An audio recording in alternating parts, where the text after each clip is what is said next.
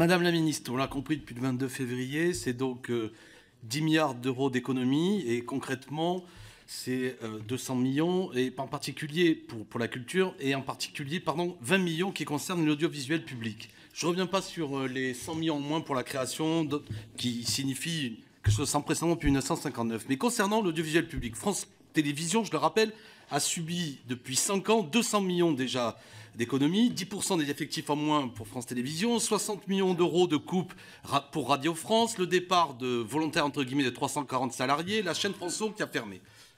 Pourtant, l'évolution du paysage devrait entraîner le contraire. Alors, je vais vite. Madame la ministre, tout à l'heure, vous avez souhaité, je vous cite, une sanctuarisation du budget de l'audiovisuel public.